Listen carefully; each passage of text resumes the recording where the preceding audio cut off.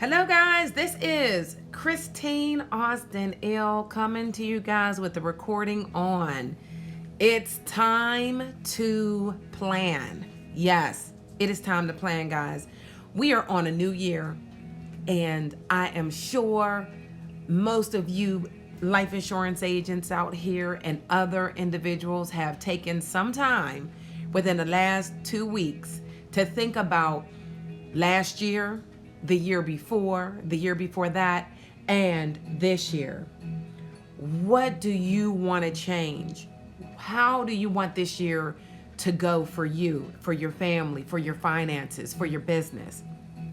So again, this topic is on time to plan. And for those that have been on my channel, you know I am a life insurance agent with Lincoln Heritage. I'm actually a hiring manager for the areas of Ohio, Indiana, Virginia, and Pennsylvania. And guys, in order for you to be successful, in order for you to make the most out of your time, is planning. We have to have a plan. There's no way that we can meet our goals or achieve any level of success without a plan. So let's jump right into this topic. Planning. Planning is one of the most important time management techniques. Planning is preparing a sequence of action steps to achieve some specific goal. Now, if you do it effectively, you can reduce a lot of the necessary time and effort of achieving said goal. Now, a plan is like a map. When you follow a plan, you can always see how much you have progressed towards your project and how far you are from your destination. Knowing where you are is essential for making good decisions on where to go or what to do next. One main reason why you need planning is the 80-20 rule. It is well established that for unstructured activities, 80% of the effort give less than 20% of the valued outcome. You either spend too much time on deciding what to do next, or you're taking too many unnecessary, unfocused, and inefficient steps. Again, wasting time. Planning is crucial for meeting your needs during each action step with your time, money, and or other resources. With careful planning, you often can see if at some point you are likely to face a problem, and it is much easier to adjust your plan to avoid or smoothen out an oncoming crisis rather than to deal with the crisis when it comes unexpected. Now, I love this saying from David Kukich. Anxiety is caused by a lack of control, organization, preparation, and action. All right. And so when we think about planning as far as for a life insurance agent, it can be as simple as ordering your leads a few days earlier than when you need to go to work. So I do know that some agents like to call the manager the day that the leads or the day that they want to work. They're calling at 6, 7 o'clock in the morning requesting leads, right? That does not give you enough time to get the leads, to put the leads in order, possibly make some phone calls to those leads, to set up some appointments ahead of time. Like, you're not planning ahead of time. You need to have those leads early so that you are able to make the necessary or do the necessary steps, in order to be able to work effectively in managing your time. All right. Having that daily routine. Do you have a daily routine? Time is money. Use every moment of your day to your advantage. We all have the same 24 hours in the day. Organize tasks in order of urgency. Don't just do the easiest first and put off the rest because you really don't want to do it. Schedule certain days to do certain tasks. So here is an example. Mondays, you can do your trainings or your personal development days. Tuesday, being in the field, do your field work, door knocking, neighborhood enrolling, making sure you're doing presentations. Wednesday, make phone calls to set up your Thursday and Friday. Work those appointments of course. Thursday and Friday, work those appointments, door knock in between. Saturday morning, call through your NTO and lapse reports, your service reports. Sunday, church, family time, rest. Sunday evening, set up your schedule for the next week. Make phone calls to set up your Monday and your Tuesday. Okay? You also want to make sure that throughout the mornings, if you are one that believes in God, you want to make sure that you have your prayer time in, your devotion. You want to put God first. Then you want to make sure you're working out. You need to make sure that you have energy, right? Meal prepping. Those things can be done on a Saturday or on a Wednesday or whichever day you choose. Just giving you some examples here. What are the first 6 important things you need to do? I know there are some successful individuals who talk about at the end of each day, you want to make sure that you're thinking about those things that you're grateful for, the positive things that has happened throughout the course of your day, and you want to go ahead and get a list together for your next day. Other successful people state to do those things first thing in the morning, to go ahead and put down the first 6 most important things that you need to get done. Either way, you need to know what those things are. So make sure you have that for each day. Good communication with your team. Now, whether you're a manager or you're an agent, having that good communication with other agents.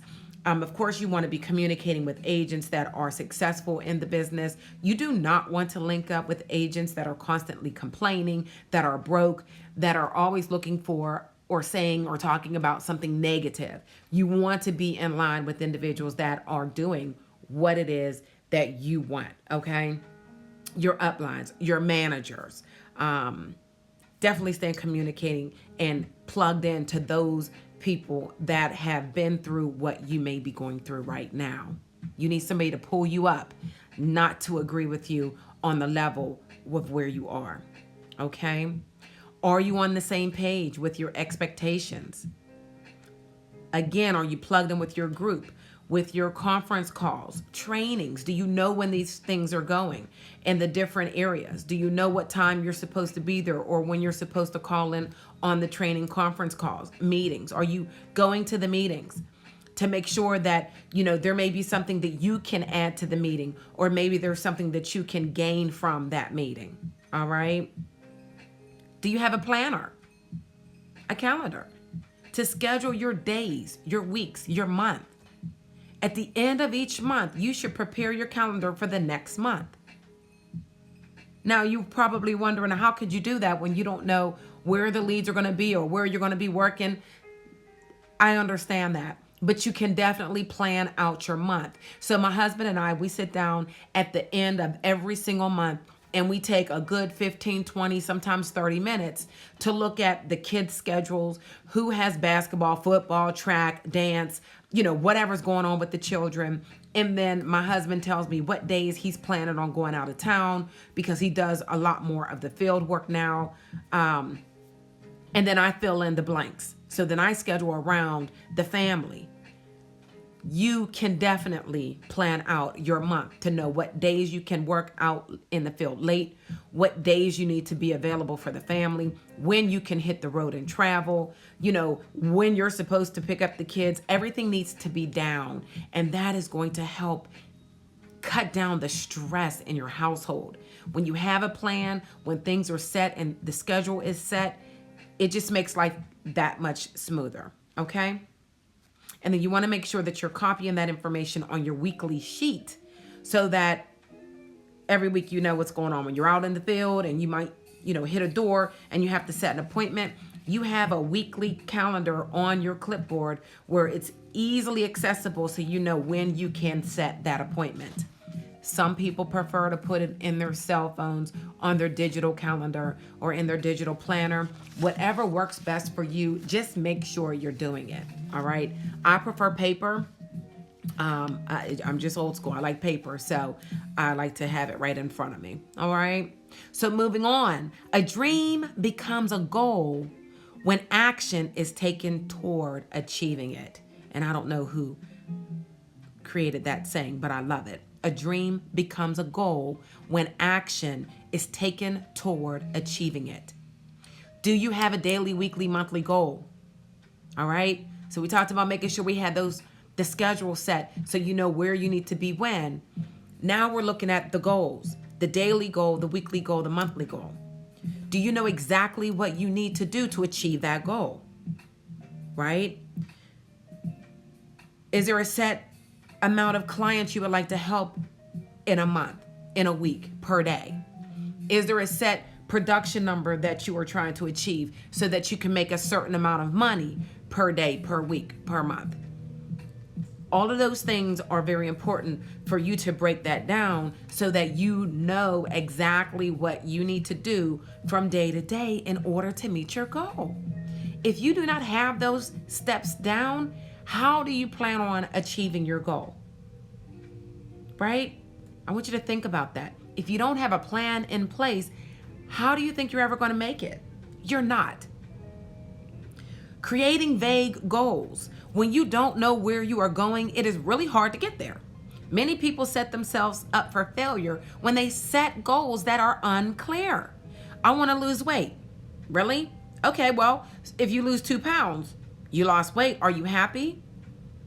See, this sounds like a great goal, but people who set this kind of goal will never reach it. It is not because the people are not motivated or disciplined, but because the goal is too general, it's vague.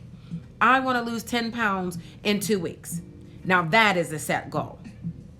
And now you need to figure, how am I going to lose 10 pounds in 2 weeks? I need to cut out my carbs, I need to cut out sugar, and I need to give myself 30 minutes a day of some type of cardio, whether it's walking or going to the gym. Now we have set small goals that are measured that makes it achievable and realistic. Okay? Again, set SMART goals. You need to be specific. Make sure they are measurable, achievable, and realistic. And last but not least, make sure that you have a timeline. There needs to be a deadline on there. All right? Lacking a higher purpose. Goals can be set on any topic imaginable, but if you don't have a higher purpose, it makes it easy to give up once the initial motivation and excitement wears off. Understanding how your goal is relevant to you allows you to persevere even when the going gets tough. When you set your SMART goal, ask yourself how the goal is relevant to your life and what you want to achieve. How is it going to make you feel? Why is it important? There needs to be a higher purpose. Procrastinating. Even when you have SMART goals that are relevant to your purpose, if you don't get started, you'll never achieve that goal. One of the most dangerous phrases is, I'll do it tomorrow. I'll get to that later. Make sure that goal has been broken down into manageable pieces and then start right now. All right? So if you are one that wants to do 20,000 in production, like this month, Lincoln Heritage agents, Lincoln Heritage is giving away $1,000 to any agent, brand new or old, that does 20,000 in production this month. They're giving $1,000 away. How do you break that down? Well, for 20,000 in production in 1 month, you need to collect $1,667 in premium. You have 4 weeks. That breaks down to $417 you need to collect in a week. If you're working 5 days, you need to make sure you're collecting $84 in premium per day. And guess what? The average app is about $45 in the low end areas. That's 2 apps a day. And you will make 20,000 in production. Hence, hitting that goal of gaining an extra $1,000 from Lincoln Heritage. So when you look at that 20,000 in production, it almost seems unimaginable, like it's such a big number. But when you break it down to $83, $84 a day, now it sounds like something that we can all hit, right? That is the goal. Making sure we are breaking down those goals into bite sizes so that we can ultimately win. Not taking responsibility. Things will go wrong. And when things come up and you allow the distractions to keep you from hitting your goal, who do you blame? All right? Who do you blame? Do you blame the leads? Do you blame your upline? Do you blame your husband or your wife or the kids? Who do you blame when things come up, when things go wrong, and you allow those distractions to keep you from hitting your goal? Own up to not reaching your goals. When you take responsibility, you become resourceful, knowing that you have control over the attainment of your goals. Okay? You have to own up and be responsible for how you deal with distractions. If your loved ones call you or your friends call you because they know that you create your own schedule and ask you to take them to the doctors or take them to the store, or, ask if you want to hang out or you want to go to happy hour, you're allowing them to distract you. You're taking them. If you were working a 9-to-5 job, nobody would call you. You have to make sure that you let people know that this is your business and your business is open. You cannot take them anywhere. How would they get there if you were at a 9-to-5? That is what they need to figure that out. All right.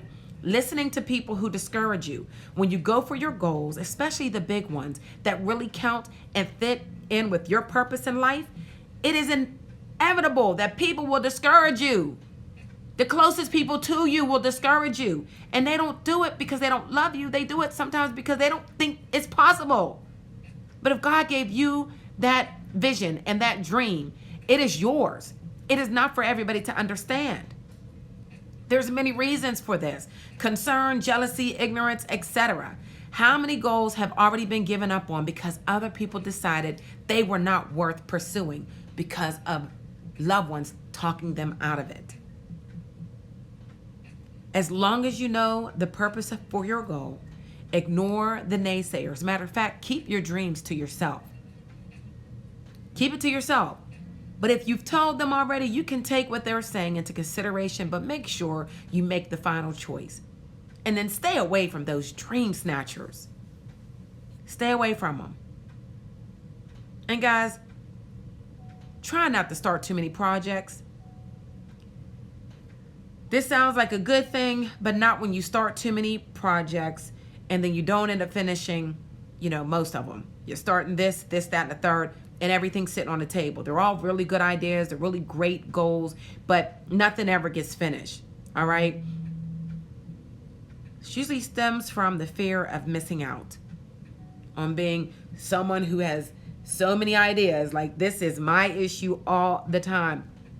I have so many ideas, and I know God has given me a millionaire's mind, but I know that my main thing is I need to focus and follow through. I need to finish one project at a time, and that is why I have my schedule that has the check marks for me to keep track of what the most important things that I need to do on a day-to-day basis. When I do not have my tracking in front of me, I will get lost in the day.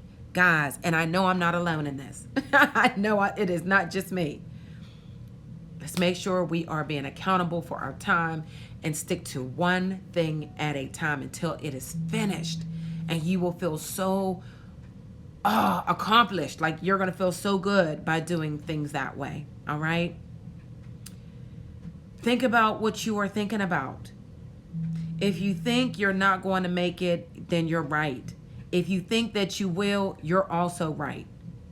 In the word, it says the power of life and death is in the tongue. God has given us that power to speak life over our situation or to speak death over that situation. Be careful what you say because you are listening.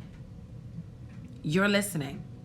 When you're optimistic and a setback occurs, you focus your energy on finding solutions because you truly believe that there is one. But if you believe already that you're set up for failure and a setback comes, it's easy to just give up because you didn't believe it in the first place. Consider the idea that optimism and pessimism are both expectations of the future. Each are equally likely to be true, but which belief will help you lead a happier, more fulfilled life? Instead of wasting your energy on complaining, spend that energy on learning. All right? Being selfish. There are people out there that think it is silly to help others. They believe in taking and not giving. They are the misers with their time, money, and knowledge, and are only interested in opportunities where they stand to benefit. Most big goals require the help of others, and it is very difficult to help people who only care about taking. You need to serve others first.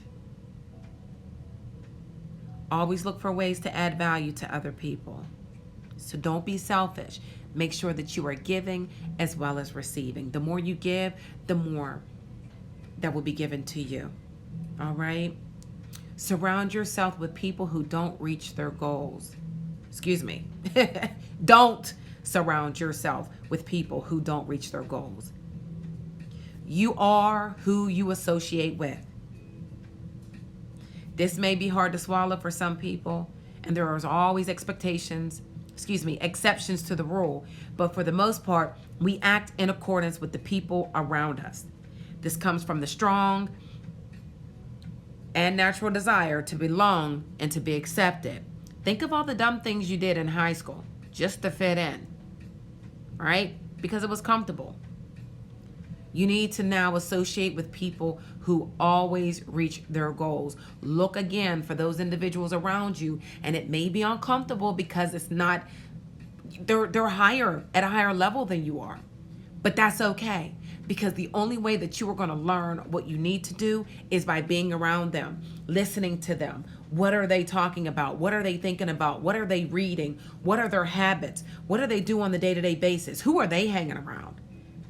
Open your eyes and pay attention to that. You're going to have to shift yourself into another, shift yourself to another level, guys, in order for you to go to that next level. You can't stay where you are and think that there's going to be a change.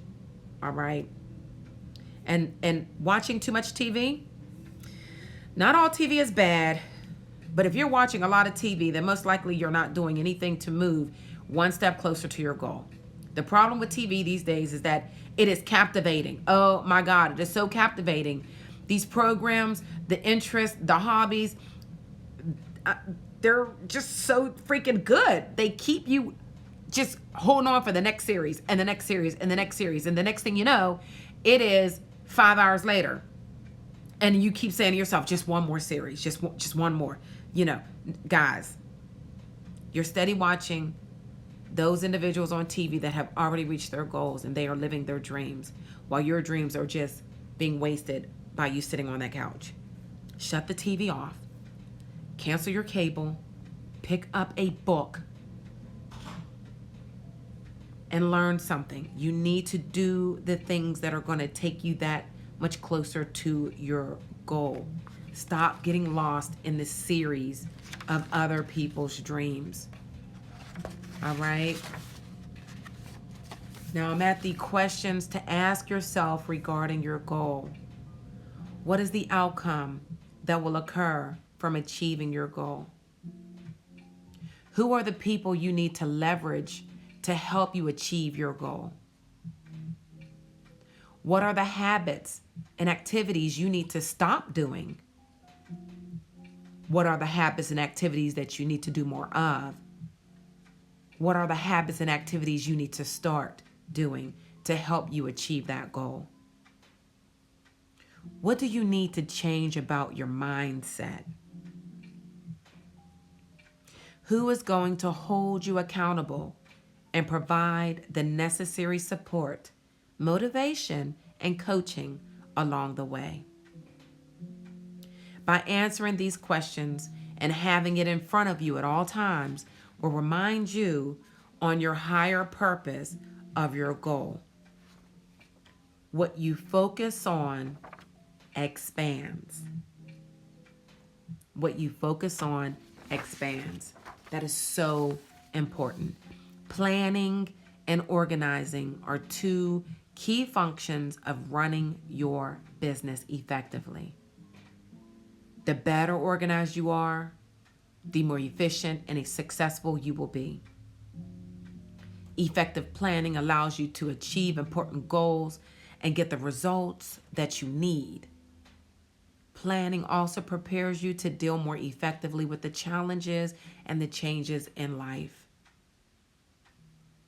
Guys, I hope that this recording has blessed you as much as it has blessed me when I had prepared this. I did this for a conference call.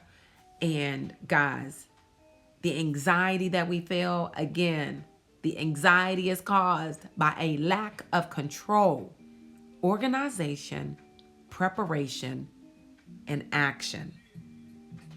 Let this year be one that you end saying,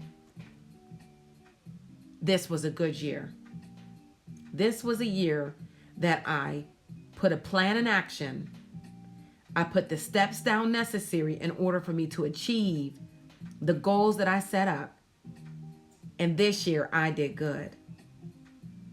Let this year be one that your family is blessed by you, that your bank account grows by you making that decision to get things in order.